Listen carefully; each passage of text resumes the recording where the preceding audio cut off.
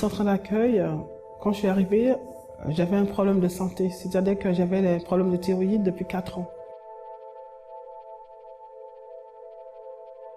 Tout au début, j'étais en bonne santé et d'un seul coup, ça a déclenché après un accouchement. Donc, par rapport à ce problème de santé de la thyroïde, ça a déclenché encore une autre maladie, la tension. Donc, il fallait que je prenne des médicaments et pour la thyroïde et pour la tension. Et les médecins me disaient il fallait prendre la vie des médicaments. Alors, tous les 2 mois, il fallait voir le médecin pour prendre les prises de sang, pour savoir l'évolution. Ça pouvait soit monter ou descendre, parce que la thyroïde, les glandes thyroïdes, c'est une maladie où soit ça monte, ça descend, c'est jamais stable. Pour mon cas, c'était pas stable. Ce problème, c'était paralysant parce que moi, j'avais souvent des bouffées de chaleur. C'était impossible de travailler. Moi, je travaille dans le secteur médical, c'est déjà un travail qui n'est pas facile. Donc, j'avais souvent des palpitations, pas mal de palpitations, des bouffées de chaleur et surtout beaucoup de fatigue, jusqu'au point qu'il fallait que je m'allonge. Avant, j'étais essoufflée quand je parlais, quand j'étais au téléphone, les gens me disaient « Oh, t'as monté des escaliers, t'as fait des efforts ». Et les gens, quand je parlais au téléphone, ils avaient l'impression que j'étais essoufflée. Ce genre de maladie, quand c'est pas bien soigné, quand c'est pas pris en considération, ça peut évoluer au pire. Ça peut aller jusqu'au cancer, ça peut évoluer au pire. Le pasteur à l'église, mardi, le pasteur a fait un propos et en disant « Si vous avez la foi, vous déposez vos médicaments sur l'autel ».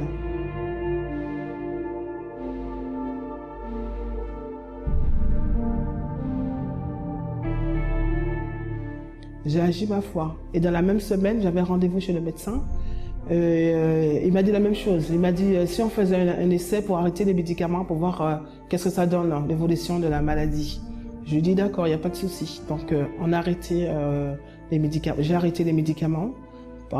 Et 2 mois après, on a refait une prise de sang pour savoir l'évolution, qu'est-ce que ça allait donner. Et à ma grande surprise, par la foi, Dieu a guéri. Et il m'a dit, vous êtes totalement guéri, ça ne sert à rien de revenir me voir, vous êtes totalement guéri. Et à côté, j'avais déjà pris des rendez-vous jusqu'au mois de décembre. J'avais déjà envisagé des rendez-vous parce que comme je sais que c'est très long le rendez-vous, j'avais déjà envisagé tous les 2 mois prendre des rendez-vous. Alors j'ai tout annulé mes rendez-vous parce que là maintenant je suis guérie, je prends plus de médicaments. Le problème de tension, tout va bien. La thyroïde, tout va bien. Dieu a rétabli ma santé. Soyez bienvenus à cette émission, France en direct. Nous avons 2 situations dans notre vie devant un problème. Ou nous acceptons le problème et nous disons c'est le destin, c'est mon karma, c'est écrit dans mon destin que je dois souffrir, je suis né pour souffrir et nous continuons comme ça. Ou nous nous révoltons contre la situation. Nous nous révoltons en utilisant la foi, parce que la foi, c'est un tremplin pour la victoire. Hein? Nous utilisons la foi et nous déterminons, non, je vais lutter jusqu'à la victoire et la situation va changer. Si vous me posez la question à moi, quelle est la meilleure décision? Bon, c'est la deuxième, c'est de ne pas accepter la situation. Nous avons appris au centre d'accueil de ne pas accepter la situation. Quand une personne vient et parle avec nous, raconte son problème, nous demande une prière, nous demande une orientation spirituelle, cette personne ne va pas écouter un mot négatif parce que nous avons éliminé le mot négatif de notre vocabulaire. Nous n'acceptons pas le mot négatif parce que nous savons que tout est possible à celui qui croit. Même devant une situation, une maladie incurable, devant une situation qui apparemment n'a pas de solution, nous savons qu'il y a un Créateur, qu'il y a quelqu'un qui nous regarde, quelqu'un qui attend que nous prenions des décisions. Quand nous prenons des décisions, il est là pour nous aider. C'est ça qui s'est passé dans la vie d'Orsilia. J'ai pris parce que le nom, c'est d'Orsilia. Vous allez écouter et faites attention à ce qui s'est passé, ou comment elle est arrivée au centre d'accueil. Et votre vie, c'était une vie détruite. Et c'était vraiment souffrance, beaucoup de souffrance. Et pour moi et pour mon fils, il n'y en a pas de conditions du tout. À cause de mon fils, il a souffert.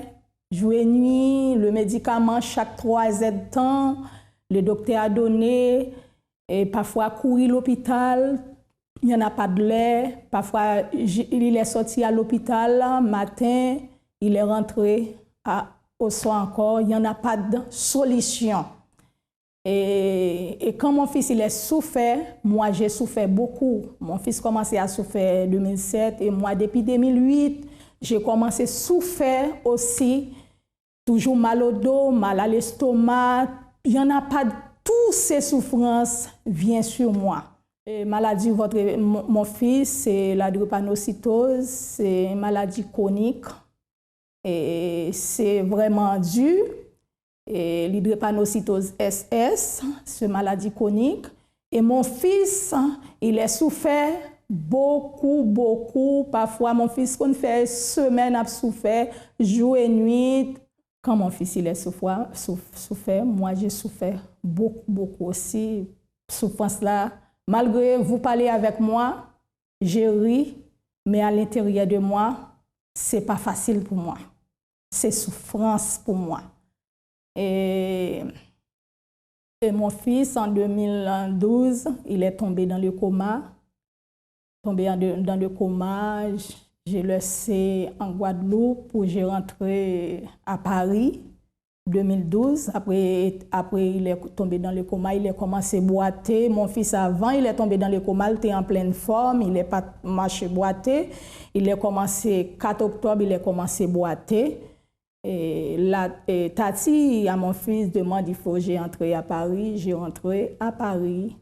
Et depuis le 25 novembre 2012 et depuis le 18 mars, mon fils il est allongé sur une chariot plat, jour et nuit, côté l'allongé, c'est là, il fait tout, docteur interdit, reine à volume 0.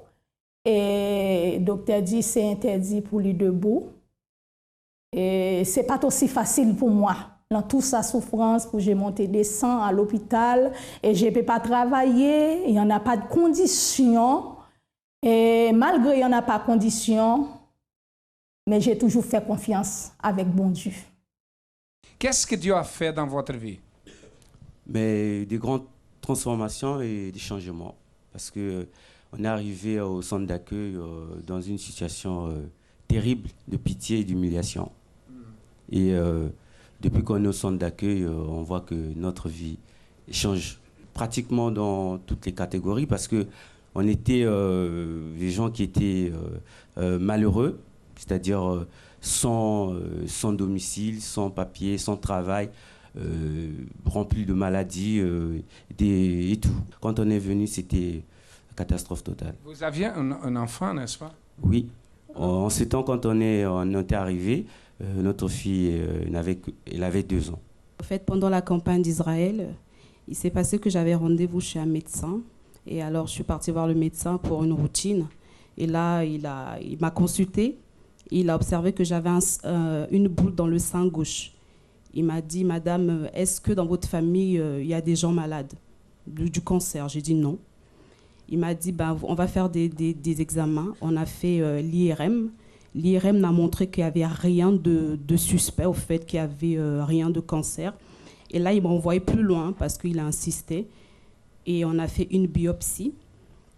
Et la biopsie a montré qu'il y avait un petit cancer, d'après lui. Hein. Vous êtes médecin, n'est-ce pas? Qu'est-ce qu'il dit ici? Et pour bras fibroadénome supérieur externe droit, lésion d'allure plutôt inflammante de 17 mm développée dans les cadrans externes du sein gauche, nécessitant un diagnostic histologique. Classification ACR4.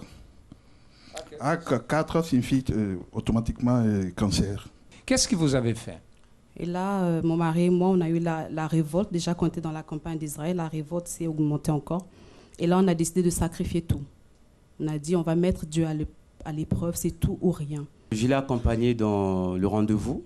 Et quand le médecin il annonce ça, et vous savez, on est des humains. Quand on apprend une nouvelle comme ça déjà, ça nous a battus. Et concernant mon épouse, elle était tombée tout de suite. Et déjà, elle a refusé devant le médecin. Elle a dit non, je ne suis pas malade. Et le médecin, il insiste. Il a dit non, je ne suis pas malade. Elle a froissé les résultats devant le médecin. Elle a dit, je ne sais pas, moi, je ne suis pas malade. Et voyant qu'elle était excitée, je lui ai dit, sors, va t'asseoir, laisse-moi, je vais traiter avec le médecin. Et là, je suis resté avec le médecin.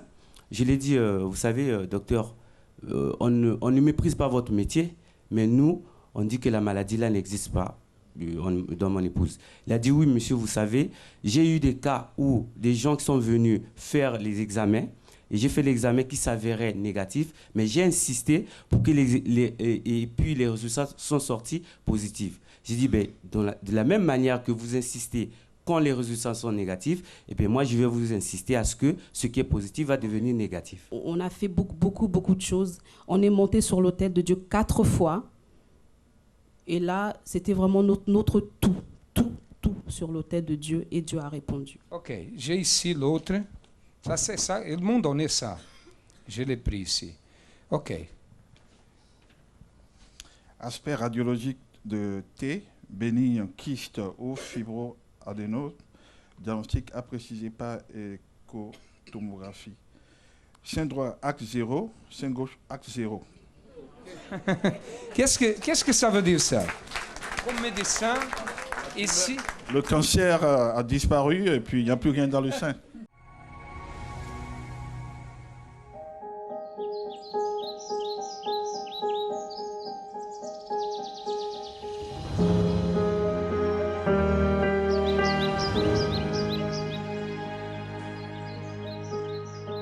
Ce qui a le plus attiré mon attention au centre d'accueil, c'est qu'on ne m'a pas jugé.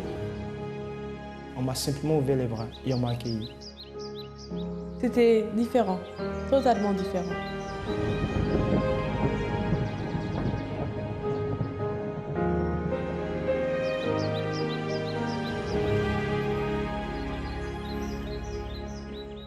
L'enseignement qui m'a le plus marqué, c'est que je peux réussir si je crois en mes capacités.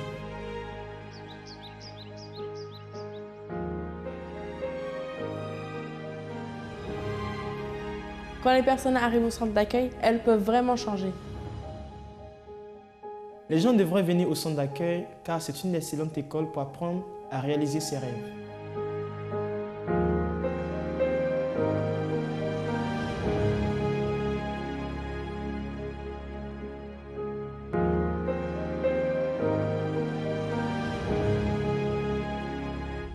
Son fils était très malade.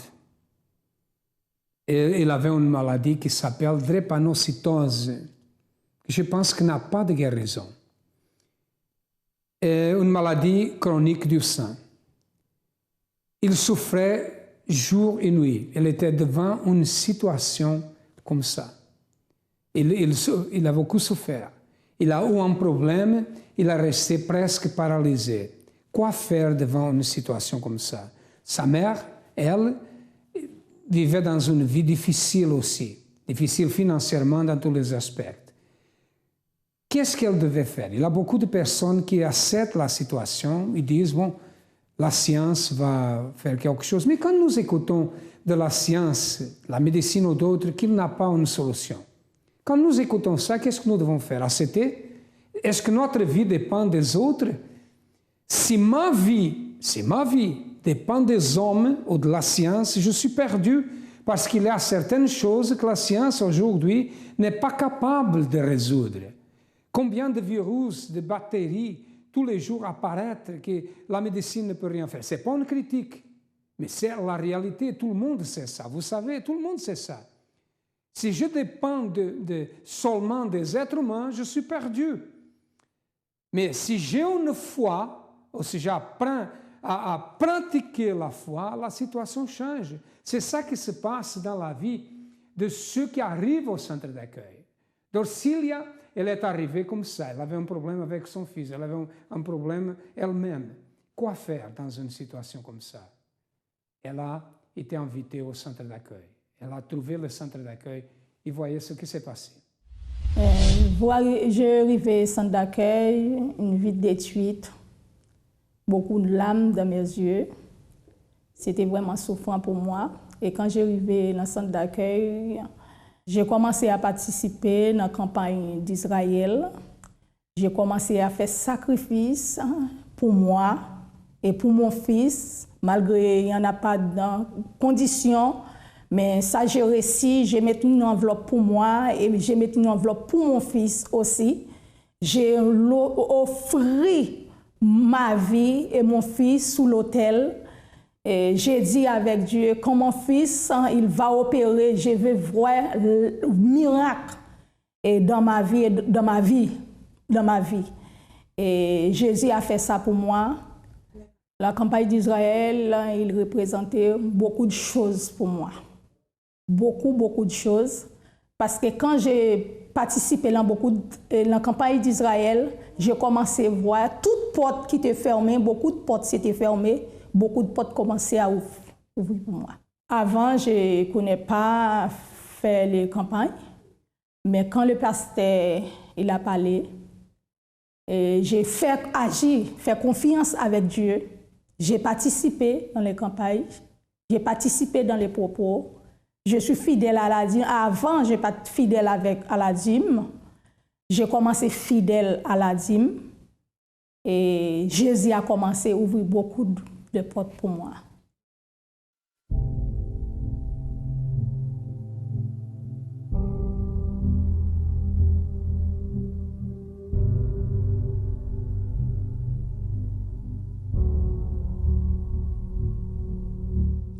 Je dois dire que je suis guérie, mais comme ça a confirmé ma foi, je vais rentrer à l'hôpital la semaine prochaine. Hein? Alors, pourquoi vous pleurez? Vous avez vu ce que Dieu a fait dans votre maman? Ok, vous êtes guéris au nom du Seigneur Jésus. Amen. Vous êtes guéris au nom du Seigneur Jésus. Ok?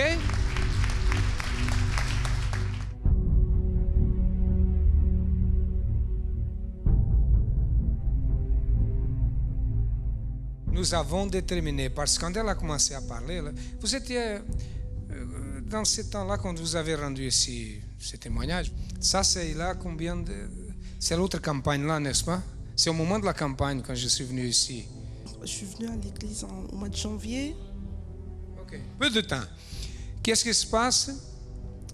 Elle a dit non, par la foi, je suis guéri, mais je ne crois pas, parce que je suis, comme vous avez vu, je suis malade, cette maladie est là depuis du temps. Quand on parle de ça, nous disons non, ça s'est changé. Vous êtes guéris au nom du Seigneur Jésus. Amen. Nous avons déterminé, et aujourd'hui elle est ici pour rendre témoignage. Parce que quand nous parlons, nous ne parlons pas seulement pour que les autres pensent que nous parlons. Nous déterminons.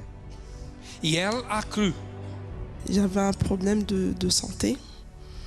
Très tôt, en fait, les médecins ont diagnostiqué une ménopause précoce. Et depuis des années,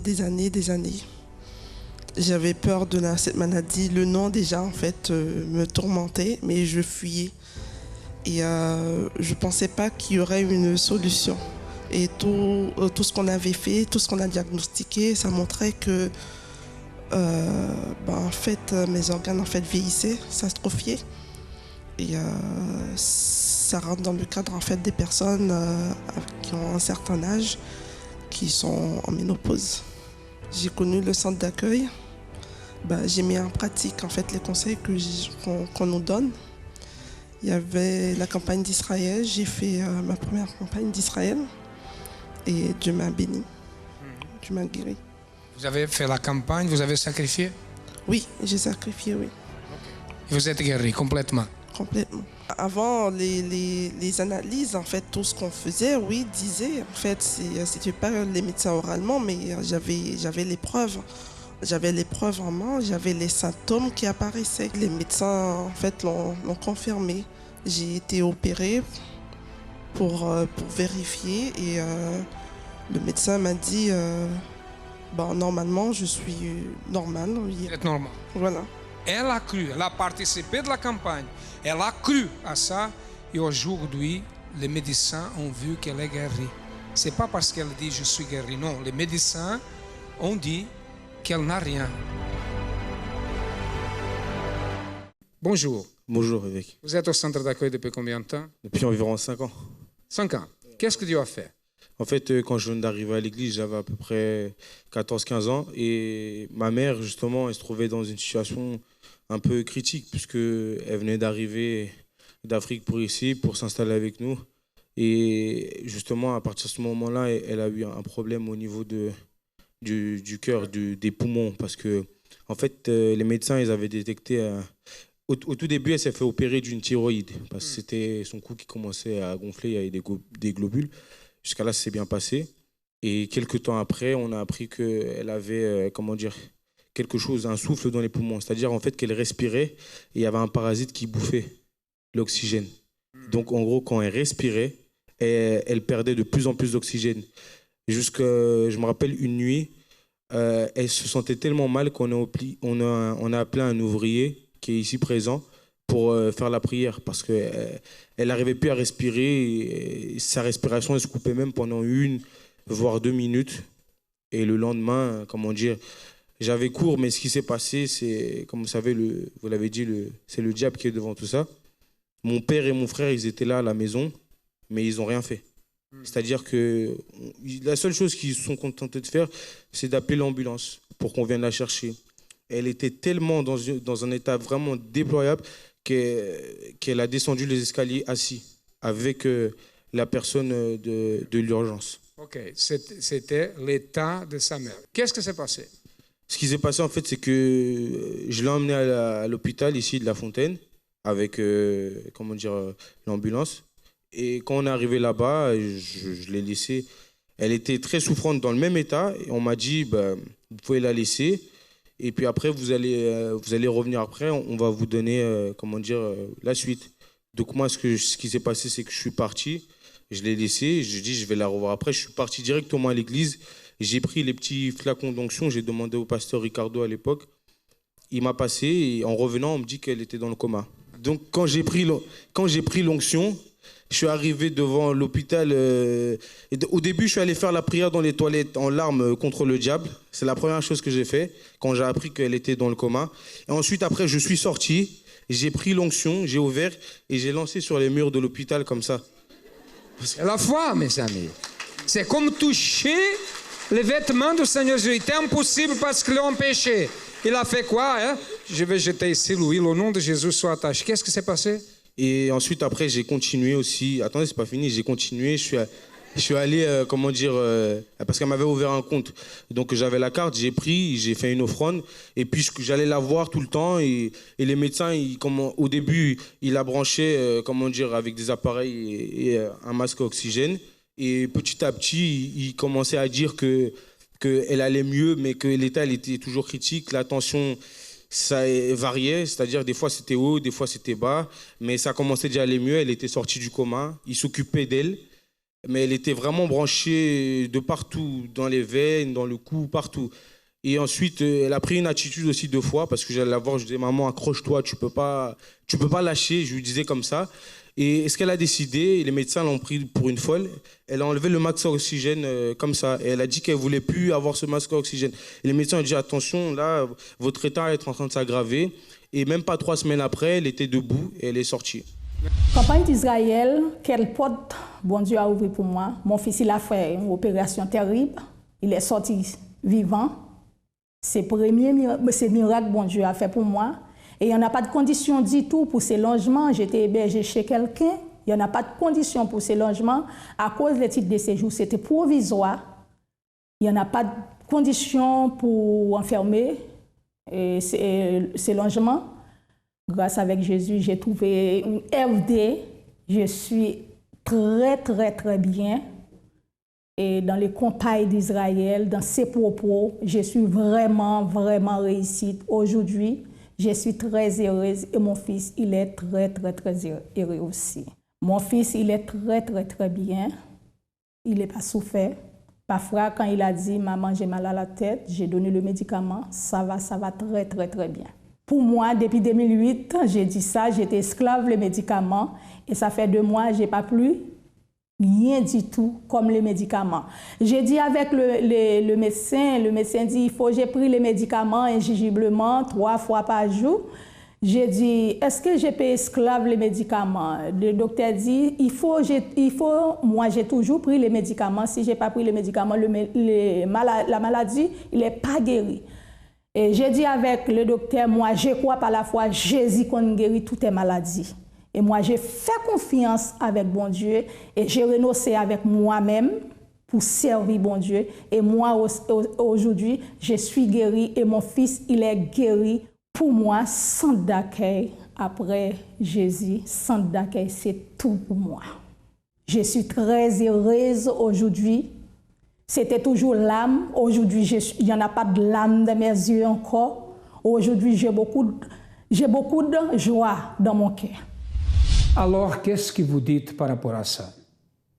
Elle est arrivée au centre d'accueil, elle a participé de la campagne d'Israël. Son fils a été guéri, il a été opéré, l'opération est restée bien, mais elle a été guérie aussi de la maladie qu'il avait. Elle a été guérie aussi parce qu'à cause du problème de son fils, elle était esclave des médicaments. Elle a prospéré, elle a changé complètement. Aujourd'hui, ils sont une famille bénie, une famille transformée. Pourquoi? Parce qu'ils ont appris à pratiquer la foi intelligente, la foi sacrificielle. Et ça, c'est pour tout le monde, n'est pas pour une personne seulement. La foi a été distribuée pour tout le monde. Si vous pensez, je n'ai pas la foi, vous avez la foi, mais il faut la pratiquer. Il faut apprendre à pratiquer cette foi. Et quand nous faisons ça, notre vie change. Nous sommes situés au 254 de rue du Faubourg Saint-Martin, au 10e à Paris. Nous avons d'autres centres d'accueil dans toute la France, et les îles. Nous avons les portes ouvertes du matin au soir et de lundi à lundi. Tous les jours, les centres d'accueil sont ouverts. Si vous avez besoin de notre aide, cherchez le plus proche de vous et certainement votre vie changera. À demain et que Dieu vous bénisse à tous abondamment.